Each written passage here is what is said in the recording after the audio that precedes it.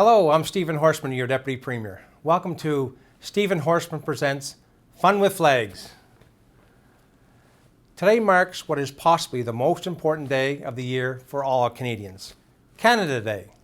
As you may remember from our Flag Day episode, many experts consider the Canadian flag to be one of the most beautiful flags in the world. Of course, any Canadian knows that our flag is a great one. One of the reasons we're so proud to call it ours. And today, we get to fly it, a truly special occasion, as we are marking the 150th anniversary of Canada's birth. There's a great deal of history attached to the Canadian flag. The Canadian flag is a symmetric red and white design featuring a red maple leaf on a white background with red borders to the left and to the right of the maple leaf.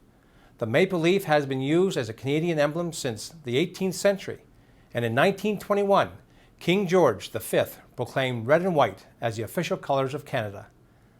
The Canadian flag also has a contentious history. Before the current flag, Canada generally used the red ensign, though the official flag was the Union Jack, and it was the British colony.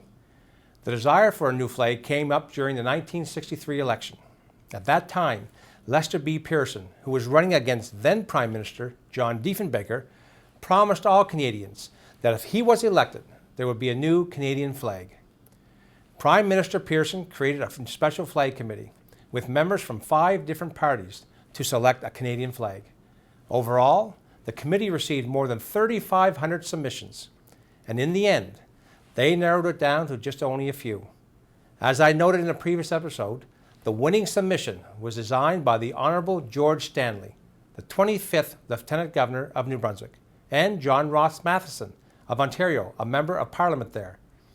This means that not only was the New Brunswick at the forefront of Canada's creation, but a prominent figure here in New Brunswick's history was heavily involved in the design of Canada's most recognized symbol.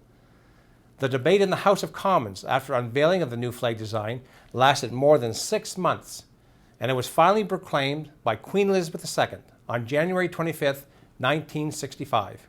And on February 15th of 1965, the new flag was flown officially, retiring the old former red ensign. What Canada Day marks is the day that Canada really became a kingdom of its own rights within the British Empire, a colony that was allowed significant political control and governance of its own affairs. In 1982, April I believe, Canada finally became a sovereign nation, a nation independent from the British Empire, though we do hold close ties to the Crown. And today, we are celebrating 150 years as proud Canadians. Today is a chance for us to celebrate our heritage, our discoveries, our successes, and of course, our history. Today, you can experience Canada Day celebrations throughout New Brunswick and all over Canada. I encourage you to get out and check out the celebrations that are going on in and around your area and take part in celebrating a momentous occasion for our country. Thank you for joining me in this episode of Fun with Flags. And I'm Stephen Horseman, and I'll see you next time. Happy Canada Day, everybody.